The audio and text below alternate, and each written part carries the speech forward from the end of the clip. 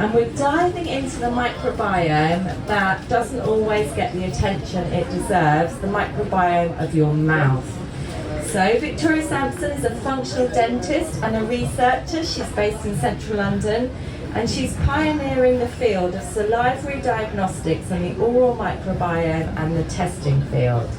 Victoria's made global waves for her work linking oral health to overall well-being, from diabetes and heart disease to Alzheimer's and rheumatoid arthritis. She's a scientific advisor, board member and clinical lead for multiple dental companies worldwide. She's worked with NASA and the European Space Agency, and she was the first dentist in the world to link gum disease with worse COVID complications. Victoria was also shortlisted for Forbes 30 Under 30 in Healthcare and Science in Europe, and she's launched her own oral microbiome test, Oralis 1, which assesses saliva for bacteria, inflammatory markers and genetic mutations. Her talk, The Oral Microbiome, the microbiome everyone should be talking about, will explore the mouth-body connection, reveal simple yet powerful ways to optimize your oral health at home, and show how testing your oral microbiome could be the next frontier in preventative health. So please give a warm welcome to Victoria Sampson. But basically, I love saliva, I'm a dentist, and I think that the mouth is an area that people don't really care about most of the time. And especially with all of this new conversation about the microbiome, and everyone's doing gut microbiome and taking probiotics, a lot of people I'm seeing coming into my clinic have great health everywhere else, and then they have terrible gums and they haven't gone to the dentist in 10 years, and they're wondering why they can't battle their diabetes or they can't improve their heart, their blood pressure. A lot of the time it's actually because of their mouth. So what is the oral microbiome? And I get asked this a lot. It was discovered by Anthony van Leeuwenhoek in 1683. He was a bit of a strange guy, and he basically didn't brush his teeth for a couple of days. I'm sure we've all had that time when we've forgotten our toothbrush and you get that little film on your teeth. So he scraped that white film off his teeth, he put it underneath his microscope, and he found all these different types of bacteria. And these are the first ever drawings of oral bacteria. And so this is where we found out that actually the mouth has its own ecosystem. It's got lots of different bacteria in it. And you fast forward a couple of hundred years, and we now understand that the oral microbiome is the second largest and most diverse microbiome after the gut. So everyone's talking about the gut, but the oral microbiome is actually really, really, really important. People even say that the oral microbiome is an extension of the gut microbiome. And so that means that if you're spending so much time on your gut and your mouth is a mess, then every time you swallow or you inhale or ingest anything, you're still just feeding that bad bacteria back down into your gut. We now understand that there's 700 different species of bacteria in the microbiome, and that makes up 2 billion bacteria overall. So what's quite interesting is it's very heterogeneous. And what that means is within the same mouth, there's lots and lots of different environments, or what we call ecological niches. So if you think about the environment on your teeth, which are hard, cold, certain bacteria will live there. And if you think about the bacteria which might be at the back of your tongue or underneath your gums, where it's warm, it's wet, different bacteria will also grow there. So you've got lots and lots of different environments. And to make matters even more complicated, us dentists like to come and add even more environments. So every time you get a filling or crowns, or I don't know if anyone here has any grills, veneers, braces, we're adding more and more hard kind of non-shedding surfaces into your mouth, and that will mean that bacteria can basically collect around there. So that's why it's actually really important to A, hopefully never need anything to be put into your mouth, and B, if you do need to have a filling or a crown or veneers, that you're taking really good care of them and you're getting them done well by a good dentist. So the oral microbiome in health is a very delicate balance. We all have bad bacteria, that's fine, because we have the right amount of good bacteria to keep everything balanced. So the good bacteria kind of keeps the bad bacteria in check, the bad bacteria gives the good bacteria something to do, something basically. So we've all got a little bit, but most, it's not really a problem. But what can happen is you start to get a shift into what we call dysbiosis. And this is where you have an imbalance. So we have more bad bacteria than we do good bacteria. And things that might change this shift are your diet. So if you're someone who really likes sugar, high carbs, lots and lots of starchy foods, then bacteria likes to feed on that. And so it's going to basically multiply. Poor oral hygiene. So the teeth are the only non-shedding surfaces in the whole body.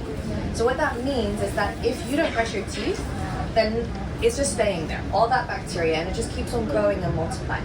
Whereas if you never had a shower and you decided, actually, I don't like having showers, actually your skin sheds. So you are kind of self-washing ultimately. But with teeth, you don't have that.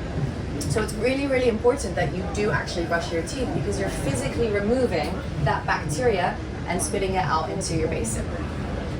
Antibiotics, so obviously it's necessary, sometimes we need it, but it's a bit of an atomic bomb in the mouth and the gut, and it kind of just wipes everything out a lot of the time. And so a lot of people don't really know how to build up their microbiome after they've taken antibiotics. What do they need to do? And if you don't actually look at how to grow that microbiome, then actually a lot of the bad bacteria will start to dominate again and start to shift into that dysbiosis. Medication, so there are some medications that will mean that you've got more acidic saliva, maybe you break down sugars in a different way, maybe you've got a very dry mouth, and that will also impact your microbiome as well.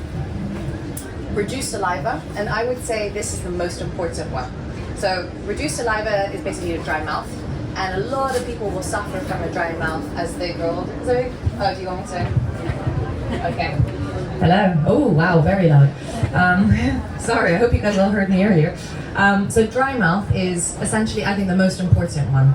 And saliva is what makes the mouth go around. So saliva is, imagine this kind of delivery system, and it provides all the food and proteins that the bacteria will need, the good and the bad. So the bacteria are chilling in their little environments, on the teeth, and the saliva comes and it takes the proteins that it wants, and that's how the bacteria survives, essentially. So if you think of someone who has a dry mouth, they have no saliva, these bacteria, they have no food. And what happens is that bacteria who are able to survive in really bad environments usually become bad bacteria. They're pathogenic, they pivot, they try and become kind of worse bacteria. And this again is where we start to see a lot of diseases starting. So a lot of people have dry mouth, their risk of gum disease, decay, bad breath, all of that will increase exponentially. Genetics, so unpopular opinion from the dental community, but actually there are some people who genetically are more predisposed to getting gum disease. And that's something that I spend a lot of my research doing, is that we actually now understand that it's not always the patient's fault. It's a lot of people say, okay, well, you don't brush well enough and that's why you have gum disease. But actually there's a lot of genetics which will mean that you respond in a very aggressive way. You're a very inflamed person. So the same bacteria that maybe you have and I have, I might respond in a horrible, aggressive, inflammatory way, and you might be completely fine with that bacteria. And that's where we start to see the difference in someone who might have gum disease versus someone who doesn't. So it's not always about just how well you brush your teeth, there's a lot more to it. Smoking, so I think we all know by now that smoking is not great for the mouth, but particularly for gum disease. And so this is just a little kind of understanding of what the oral microbiome is. That is much sexier of a kind of walk-in version, but this is your digital version. So we've zoomed in through the mouth, we're onto a tooth surface here, and what will start to happen is you'll start to get your, I'm not very good with this clicker, there you go. You get what we call the acquired pellicle. So these are your kind of, your starchy carbohydrates, your little glycoproteins which will sit on the surface of the tooth. Okay, and this happens very quickly after you've brushed your teeth, and it's normal, it's fine. And then what happens is you start to get what we call your pioneering bacteria, so your early adopters. So these are the early bacteria, they come, not always bad, they can be good too, and they like to hold on to the acquired pellicle, so these carbohydrates, and I kind of think of the acquired pellicle as like a Velcro, imagine. So that's what connects the bacteria to the tooth. And then bacteria, they like to party. So when they see a few bacteria, more bacteria come. So they keep on growing and growing, and this is what we call a biofilm. So now we've got an actual film of bacteria, and they keep on growing and adding more and more to it. And then what starts happening is, if you think about the bacteria who are at the surface of this tooth, that bacteria has no access to oxygen anymore, and it doesn't really have access to saliva. So these bacteria are saying, oh my God, well, how am I going to survive? I need to survive somehow. So they start to become pathogenic, they become bad bacteria, and they start to change in how they metabolize food and saliva, and they become basically pathogenic. And this is where we start to see disease forming.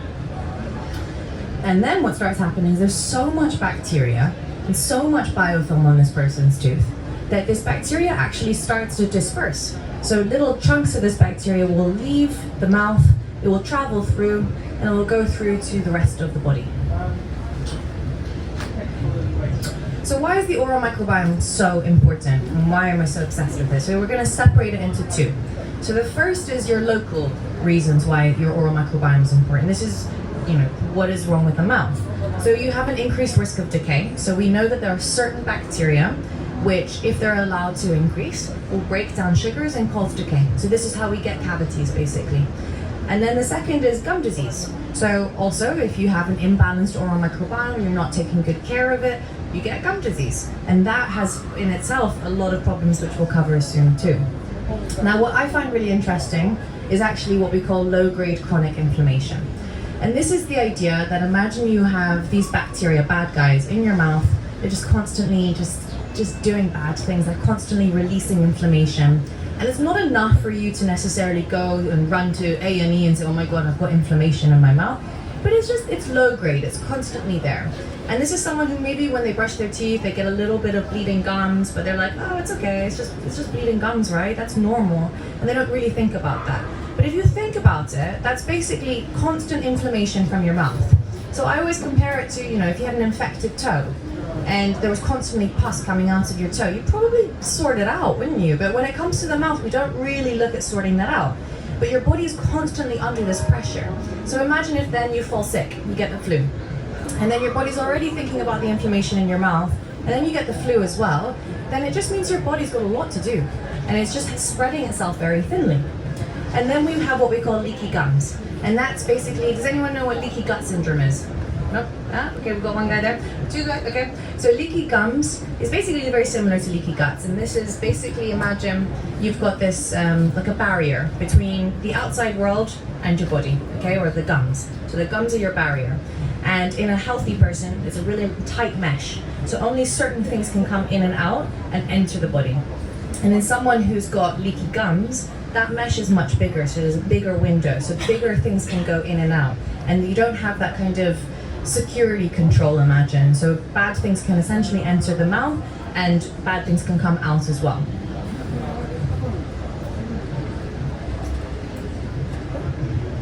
So now we go into how is the oral microbiome actually connected to the rest of the body. And there's three different ways that we have this. So the first is essentially you swallow bacteria. It's as simple as that. You've got lots of bacteria in your mouth, you swallow it, you inhale it, so this is going straight to your lungs. You could also just have it travel through your blood. And this is essentially bacteria translocating somewhere else. So this is where we see connections with COVID. This was the research I was doing where I said, hey, okay, so these people have really bad gum disease, and then they have COVID, and then they go to ICU, and then no one brushes their teeth because they're on a ventilator. And all of those bacteria, if you actually look at the main cause of death of COVID sufferers, it was actually through pneumonia, through a lot of respiratory disease. And if you looked actually into their autopsies, a lot of the time they had oral bacteria in their lungs. And a lot of these patients had very severe gum disease.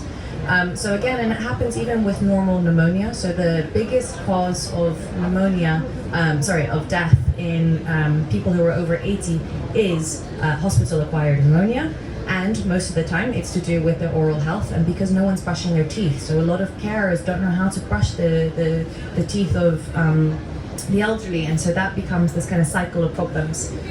Same with, I don't know if anyone knows what infective endocarditis is, but that's a really big cause of death where essentially oral bacteria travels down to a faulty heart valve and can cause a heart attack in a lot of people. So actually it's happening on a daily basis, but we don't really necessarily think about it. The second is metastatic injury. So what this means is basically you've got bacteria, travels through the blood, it causes lots of inflammation, it kind of fires out all of these bad things, and that will actually impact how your blood vessels dilate and constrict. So basically how much blood is able to travel through to other parts of your body.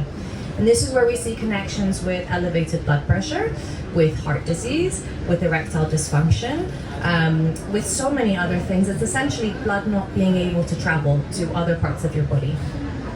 And last but not least is what we were already talking about, low-grade chronic inflammation. So that constant firing of inflammation from your mouth elsewhere to the rest of your body.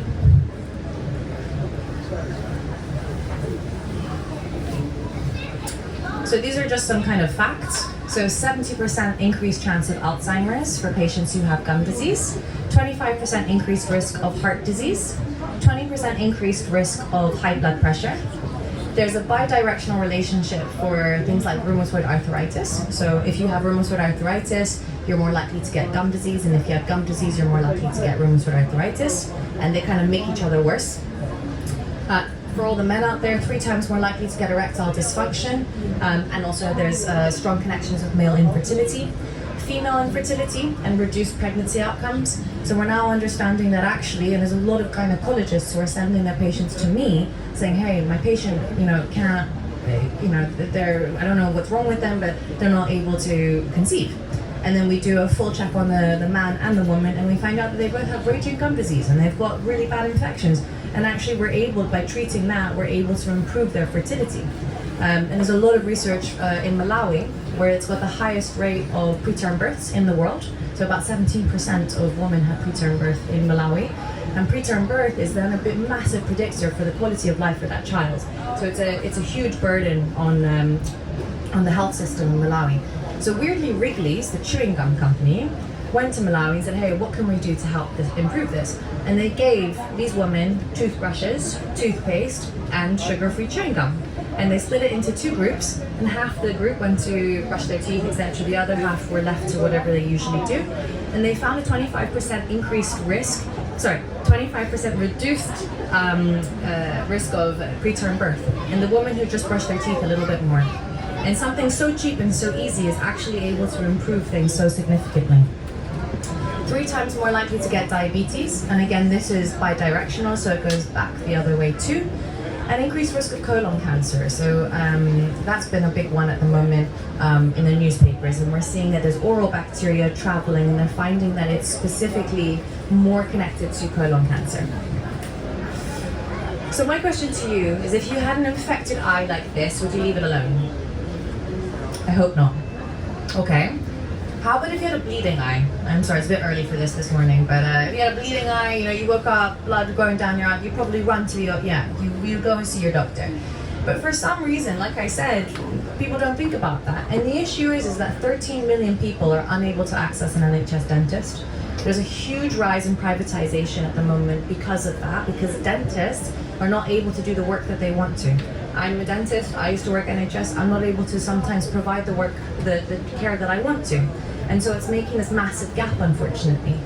10% of the global population have severe gum disease, and that's 1 in 5 people in the UK have severe gum disease. Tooth decay is the main reason for general anesthesia in kids, which is very sad. And gum disease has now been seen as one of the most common and avoidable diseases by the World Health Organization. They said it was the 7th most common inflammatory condition in the world, and it's completely reversible. So what can we actually do about it? So, visit your dentist, go and see your hygienist. Hopefully if there's one thing you get from this, it's to go and see your dentist and your hygienist and actually get what you need to do done. They do all the work for you, essentially. Okay, and ideally every 6 months. This is my clinic, we're in Mayfair, and we basically, our main focus is looking at how the mouth is connected to the rest of the body. You can test your saliva, so this is my oral microbiome test for disclosure, but it's a saliva test, and you can actually check for all the bacteria you have, genetic mutations, inflammation. There are other tests on the market as well, but just like you might test your gut microbiome, why not test your oral microbiome? And actually, if you, for example, have one of those other conditions we said, like Alzheimer's, diabetes, heart disease, high blood pressure, all of those, you might want to tackle it from another angle and try and help your mouth out first. And and brush twice a day, spit, don't rinse. So a lot of people have been taught that they should rinse their mouth out with water after they brush their teeth. Thank you very much. And I like that nod that you're like, no. So no, you don't. You need to just spit out what you have from the basin and walk away. And the idea is that we want to keep all the goodness on our teeth for as long as possible to help with remineralization. Floss. So 30% of bacteria is actually found in between your teeth. So if you're not flossing, you're only doing 70% of the job. These are my two favorite flosses. Yeah, they're very nice. This one's really nice. It's a bit fancy, but it's got prebiotics in it, and it's vanilla cocoa butter. So that's my favorite floss, but it's very nice. Oral probiotics. So we were just speaking earlier about some, probiotics and putting good bacteria back into the mouth. So there's lots and lots of probiotics on the market, and that's just a way of kind of helping rebalance that, the balance essentially. Eat right. Okay, so diet. I love cheese. Cheese is fantastic for your mouth actually because it's high in calcium, it doesn't have very much sugar in it, it's high in protein. So I always have, I know it's probably not the healthiest, but I always have a baby bell in my bag just in case I'm a bit peckish, I just whack out a baby bell. Kefir, fantastic. Sometimes this is where the dentists and the kind of doctors and nutritionists and functional medicine practitioners, maybe we part a little bit with our agreement on this. So things like your kombucha, your apple cider vinegar, your lemon is like a dentist nightmare because it's super acidic and citrusy and you're going to lose all of your enamel. So if you're going to do it, fine, go for it, but do it all in one go. So never sip on lemon water throughout the day. If you're going to do your apple cider vinegar in the morning, have a shot in the morning and then drink water straight after. So you don't want to be drinking it throughout the whole day. And if you're going to choose between kefir and kombucha, for example, I would always go for a kefir because it's a little less acidic for the mouth. Beetroot. So beetroot is actually really, really good for helping improve your nitrate-producing bacteria, and that's actually been shown to have a knock-on effect on your blood pressure. So huge fan of beetroot. Dark leafy greens, exactly the same thing. Green tea, so green tea, it does stain your teeth. Again, another dentist nightmare, but it's okay, we can handle the staining because it's actually really antibacterial and antioxidant for certain bacteria in the mouth, which is very important. So I prefer that. I prefer you had stained teeth, but no bad bacteria. So that's kind of it. I've just given you a little speed kind of journey of the oral microbiome and dentistry. I'm here if you want to answer any, ask any questions. I can't remember what that QR code is for, but I think it's, I think it's for me or my task. I don't know, but you can check and tell me. Yes. Before You might need the mic. Oh yes. I don't know. I can do if I move it closer. Yeah. it's more a curiosity question. Sure. I asked a similar thing yesterday, like before Rockefeller and the modern age, for thousands, tens of thousands of years, humans have existed. Yeah. What did they do to look after their teeth, and how do they compare to modern day times? Thank you. That's a really, really good question. I could speak about that for a whole hour. So there was a guy called Weston Price, and he traveled around the world, and he was very curious of exactly that. So he went to a lot of villages where it was kind of not westernized. So he went to these kind of unwesternized areas where they were still maybe having a caveman diet. They weren't brushing their teeth with their Colgate toothpaste and their electric toothbrush. So he was seeing, do they have worse oral health? And how do their jaws, develop and all of that? And interestingly, they all had no decay, no gum disease. They had fantastically well-developed jaws. And the reason for that is unfortunately because of our westernized diet. So we are eating softer foods, we're having more carbohydrates and sugars in our diet. And so again, sugar is going to increase your risk of decay. Softer foods means that your jaw doesn't develop the way that it should when you're younger. And that's why most of our children need braces, because their jaws haven't developed properly. And gum disease as well. So because they're not having a lot of sugars and they're having a lot of hard, rough foods, that actually kind of like flosses and brushes their teeth for them in a way. So the old times they even used to use mesvak or even tree bark, and that actually works quite well. But unfortunately, we can't do that anymore because of our westernized diet. And so I get asked by a lot of people, oh, well, why do I need to floss? Do I have to floss? Because in the caveman times, they didn't floss. I'm like, yeah, okay, but then you should only be eating meat and like not even vegetables. Like you should just be basically eating meat and drinking water, and then fine. You don't need to use toothpaste or go to the dentist probably either. So, there. I've been told that if you're constantly swimming, the chlorine in the swimming pool will strip the enamel from your teeth. Is that correct? If you're a real big swimmer, yes. I can't remember the exact statistics, but it's like a certain number of hours a day that you do need to be in the swimming pool. It's mainly just because chlorine is slightly, if I'm correct, acidic, and so that acid is going to be stripping your enamel, just like if you're drinking lemon water all day, essentially. You're essentially drinking chlorinated water or having it on your teeth all the time. So I have a few professional swimmers, and they might even wear like a guard when they're swimming, like a night guard or something, just to protect their teeth. Can I ask, what's your advice around teeth whitening products and those kind of things that people go for? So I'm not against it.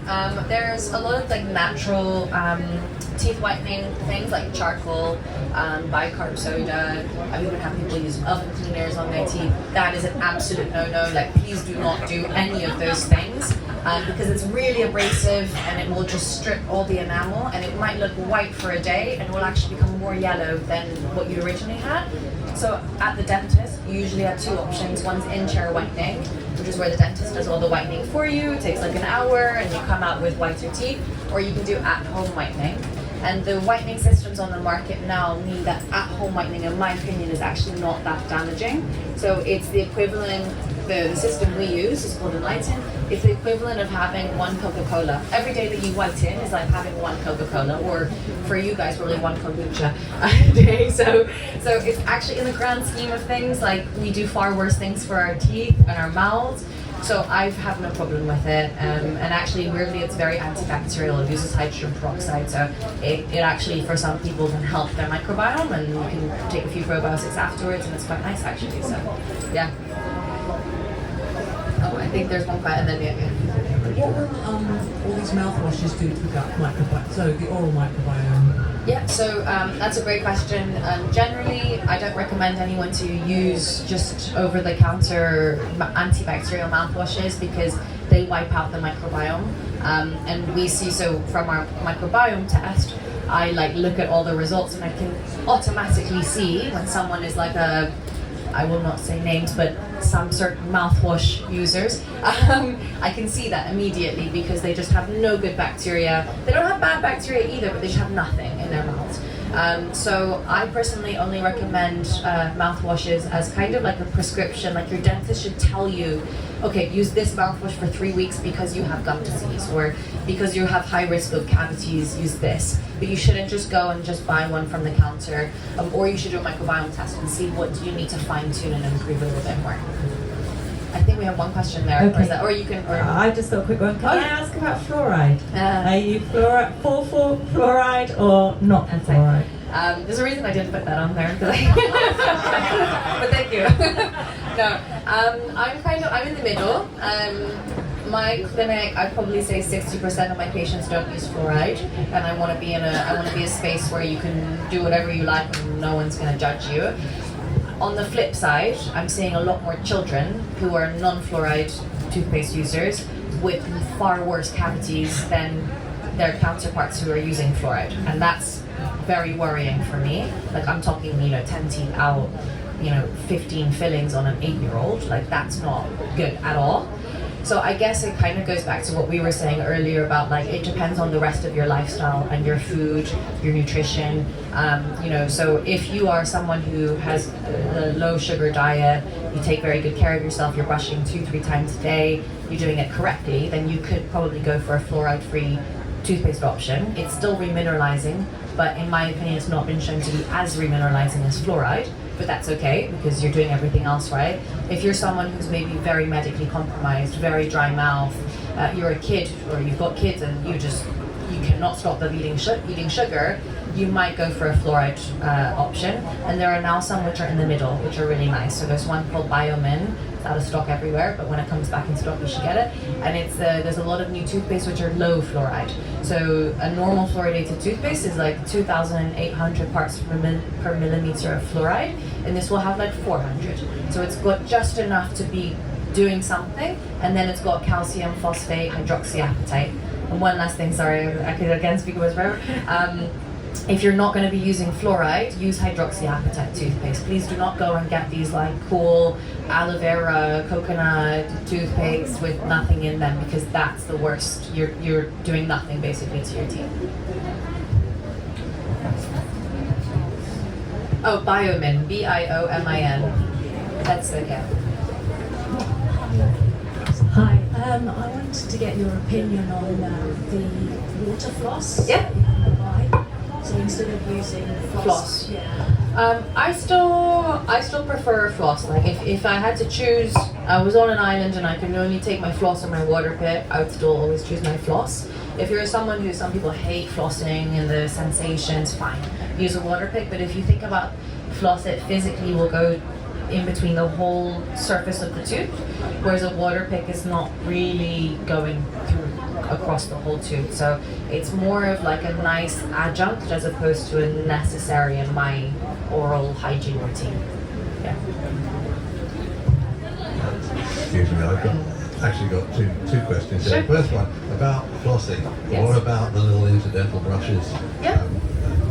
They're fine, yeah. They're fine, and it honestly, it depends on, I would say, I would speak to your hygienist and see what works best for you. So if you've had like gum disease in the past and you've got really big windows in between your teeth, floss is just going to get lost. Maybe you need a TP brush. So they should be able to fine tune and tell you exactly what works best for you. Okay. The other thing is, I guess we all know about the sugary drinks. Yes. But what about all the other things we drink? Tea, coffee, alcohol, whatever. As in, are they which ones are bad and good for you? What the general effect on the oral microbiome. Or microbiome. So I guess coffee is actually like not that bad, except for it dries your mouth out if you're like a really serious coffee drinker. But otherwise, as long as it doesn't dry your mouth out, no problems. Sugary drinks, yes, that's not a good thing. Alcohol usually has sugar in it, therefore it's not going to be great for you. If you want to really have some alcohol and you're thinking, which one should I go for? Tequila probably has the least sugar in it, so I guess I'm saying you should have some tequila. But like for example, wine has a lot of natural sugars in it that's actually very acidic, and that can be a big problem. And then if you are a coffee tea drinker, putting sugar is the worst thing you can do, because it's hot, and the sugar will then have a bigger impact on your teeth as well. Milk is great. I'm trying to think of what else you can drink. Tequila, milk, water, coffee, tea, and yeah, juices, be careful as well. That can be very acidic too. So again, have it all in one go and don't sip things throughout the day. Okay? I think, yeah. We can, if you want to speak. We have our last question at the back. Sure. Hello, there's been recent advice about brushing your teeth before or after breakfast. Can Yes. you sort of go into that a bit more? Which is best, before or after? To be honest with you, there's evidence for both of them. It really, in my opinion, depends on what you're having for your breakfast. So if you're someone who, for breakfast, is going to have like 4 grapefruits and lots of citrusy, sugary, acidic things, I'd rather you just brush your teeth before you had your breakfast. The reason being is that when you have lots of citrus and lemon or sugar, and then you brush your teeth, you just grind all of that straight into your teeth. So ideally you need to wait 30 minutes between eating and brushing your teeth, but by that point I've probably lost you anyway, so I'd rather you just brush your teeth before you started. Or you can definitely do that. If you're someone who has muesli with no sugar, nothing in there, you can brush your teeth straight after to get rid of it. So it really depends on what you're having in my opinion. If you'd like to join me in thanking Victoria.